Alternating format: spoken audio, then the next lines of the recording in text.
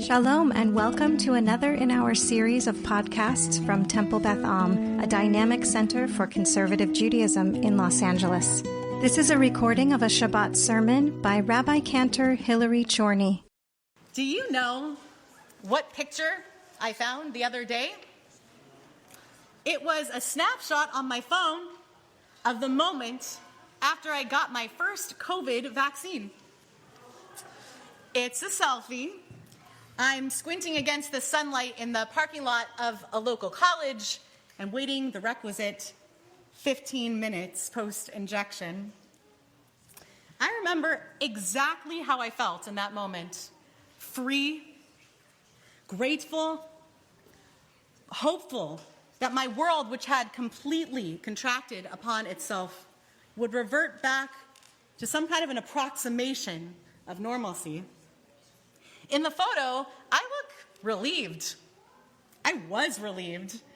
I remember thinking at the time that I was not only witnessing a miracle, I was experiencing a miracle. I said a blessing, which is a thing that we did in Jewish circles. I think I recited the text that was crafted by my colleague, Rabbi Karen Reese-Medwed. It went like this. With this vaccination, I let out the long-held pause and breath I have been anxiously keeping inside for these months and passionately affirm, blessed are you, Adoshem, ruler of this universe, who has granted us life, sustained us, and brought us to this moment, Shechianu v'kiyamanu v'higiyanu lazman hazeh. I've spent some time exploring the Jewish response to COVID as I'm doing research for my book on Minding the Ritual Gap. The scholar Renana Lee Dine published an article in 2022 in the Journal of Jewish Ethics about the role of the vaccine selfie in Jewish communities. You can study that kind of thing. She wrote that the snapshots of COVID vaccine moments functioned the same way as a lit Chanukiah, a version of Pirsume Nisa, publicizing the miracle.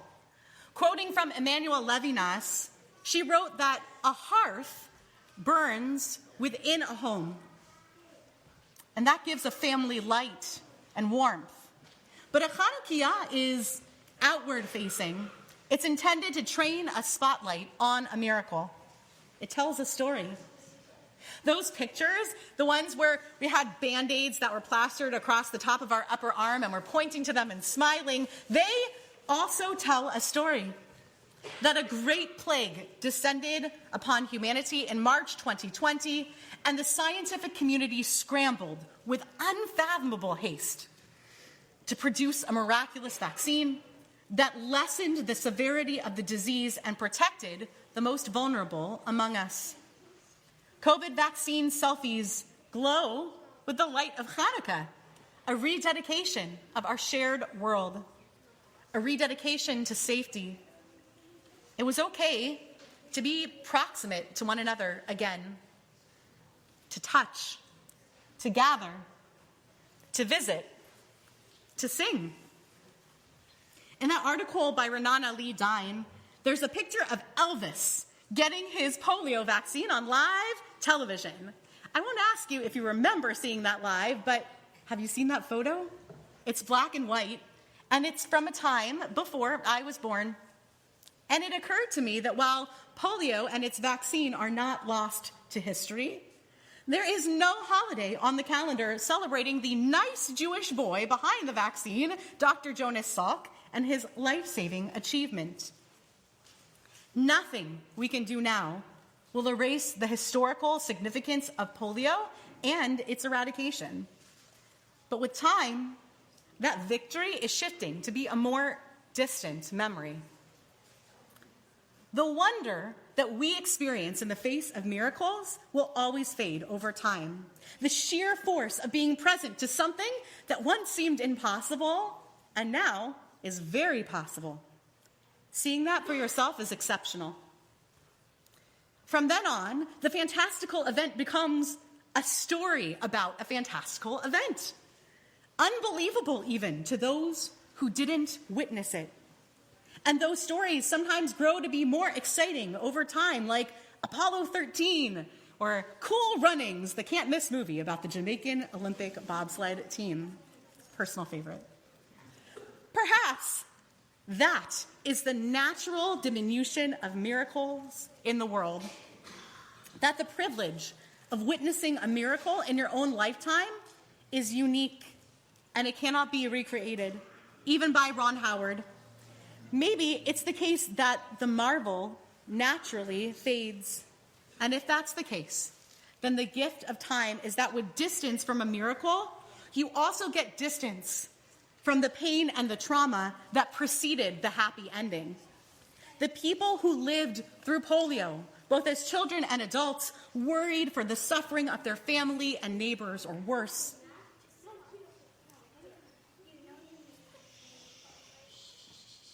We will tell our grandchildren what it was like to watch the world shut down during COVID, how we had no manual, how we had no reassurance that we would get through.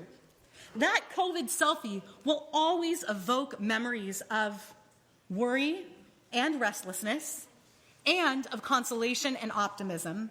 When that picture makes its way into a family album, it will just be a story with a mostly satisfying resolution. Nes gadol haya po. A great miracle happened here, Nes. Once upon a time, I didn't even realize I was doing that, but Nes gadol haya po. A great miracle happened here once upon a time. There is at least one miracle that we as Jews treat with a categorical difference, and that's the one that we are all collectively pretending isn't so soon, but will in fact take place in about 2-ish weeks. We sing about this approach to miracles as a part of our Seder night, because singing about things that we're commanded to do is first of all delightful, and secondly, it's a useful mnemonic. We play act at the Seder table ke'ilu, as if we ourselves came out of Egypt. In that aspect, at the Seder table, we are not remembering. We are method acting. And that kind of role play has been proven in scientific studies to change brain chemistry. We reshape our characters at the Seder table and simultaneously experience Pesach as ourselves and as the souls who were present during the Exodus. The special morning of Shabbat HaChodesh, with its long maftir that was beautifully chanted today by Yonatan Rosner, is a fixed date on our calendar to review the mitzvah of experiencing Pesach ke'ilu, as if. Harkening back to Parshat Bo, we read from chapter 12 of Exodus, V'haya, hayom hazeh lachem lezikaron, v'chagotam oto chag l'Adonai l'dorotechem, Hukat olam tachakuhu. This day shall be to you one of remembrance. You shall celebrate it as a festival to Adonai throughout all the ages. You shall celebrate it as an institution for all time. The Siftei Chachamim, which is a 17th century commentary on a commentary by Rashi, pauses and zooms in on the word lidorotechem, which was also in the verse that Shiloh highlighted this morning. You might have thought, writes the Siftei Chachamim, that you don't need the word lidorotechem for generations to come, because we already have in the verse a mention of chukat olam. This is a permanent commandment, a forever commandment. But then you might have thought that the commandment to mark a festival was only applicable in the generation that experienced the miracle of the Exodus and its gratitude. And that's not so. It is a commandment that the verse specifically underscores as one that will continue to apply in each successive generation. I took a class at Machon Schechter during the second year when I learned in Jerusalem, where we studied Pesachim in Mishnah and Tosefta and the Babylonian Talmud and the Jerusalem Talmud, and it was a textual excavation. The professor framed the rabbinic construct of Pesach as a series of geological layers such that if you slice down the middle of Pesach, you would see that at the bottom, the very crust of the holiday, we have the foundation of the original Exodus itself, And then within the Torah, we're given a set of commands, many of which you'll see in today's maftir, telling us, even before we experience the Exodus in the story, that it will be such a profound and historic miracle that we'll commemorate this as a people every year going forward. And then this is topped by a layer of prophecy that one day we will be instructed to take sacrifices to a place where the divine presence will dwell and expect sacrificial offerings as a part of a pilgrimage marking the anniversary of the Exodus. And then on top of that, when the temples were destroyed, the rabbinic tradition innovated on the model of the symposium, organizing an evening of prayers and study and discourse and questions that circle all those remembrances and all the layers going back to the original Exodus. There is an alternate timeline in which any of these layers would have been the last layer of memorializing the events of our rescue from Egypt. Had we read the 12th chapter of Shemot as a part of the Torah reading cycle and not read it today as an additional maftir a couple weeks before the holiday, dayenu, it would have been enough. But our rabbinic predecessors saw fit to extend a sense of commandedness, even and especially to our generation, for whom the Exodus is ancient history.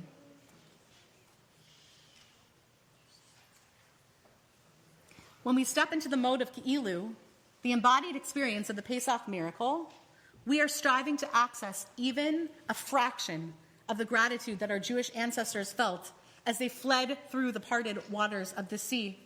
This is a ritual cousin to lighting Chanukiot and Persume Nisa, putting our emblazoned gratitude on display. We smell the unmistakable smells of a house preparing for Passover. We eat the crumbling bread of affliction. We watch flaming wicks burn at Hanukkah and appreciate the flickering scarcity of oil. We consume water on Pesach that tastes like the tears of our elders. We sing songs of God's glory that offer thanksgiving Ki'ilu in a narrative voice that lets us claim the miracle of Exodus as our own. We embody the gratitude of generations past, and through that we build our valuation for the happenstance of history. Here we are. We are alive, and we are here, and we are alive even and especially because many generations ago, a great miracle took place. The latest, greatest modern miracle for the Jewish people is the rebirth of Israel as a nation. We have reached a new generation of Jews and non-Jews who are at least one geological layer away from the miracle of Israel's newly established statehood, and just as far away from the very narrow place through which the Jewish people passed on their way to 1948. The stripped down fragility of Israel's existence is no longer a revelation in the present tense. I am part of the very first generation that is privileged to have known of the establishment of the state of Israel as a fact of the world into which I was born. And therefore, I am also a part of the very first generation that needs a Shabbat HaChodesh for Israel, a Seder. It is painful to watch time erase the obviousness of Israel's miracle. And it is also the greatest testament to the Jewish people's will and ability to restore itself to strength that it is already history. There will come a day, not too long from now, when, God willing, my children will take their children to get a COVID vaccine. And, by the way, if my grandchildren are anything like my children, they will take the opportunity to protest like only children can when they're faced with a mandatory shot. And as the pandemic ebbs in the rearview mirror, it will become harder and harder to convey the gravity of a world without that vaccine. This is true of polio. So the obligation carries over to the next generation to convey the immeasurable gift of prophylactic care that helped to release us from the ugly restraints of lockdown. We will tell them of the time when we placed a laptop on our Seder table as our only guests. And we prayed then that next year we would be free from our masks and in the arms of our loved ones. And we'll say, look at us now. The Or HaChaim, a Moroccan Kabbalist, wrote about this week's special maftir that he might have thought that the mitzvah to mark Pesach would only be true in times when the Jewish people are safe and well in the present tense. But the word l'dorotechem, for their many generations, tells us otherwise. The Torah, he says, had to add this word to tell us that the Passover rites are to be observed not only when we are free and independent, but even when we are in exile.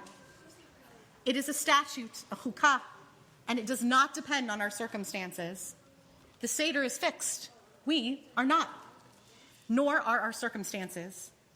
May we be blessed with the deliverance into a season of deliverance and safety, so that someday soon we will sit at the Seder table with a sense of distance from this current nightmare of hatred and captivity, so that someday we will tell of the time when a great and terrible attack befell Israel, and we sat at our Seder tables in 5784 praying that God would hear our cries now, just as God heard the cries so many generations ago in Egypt.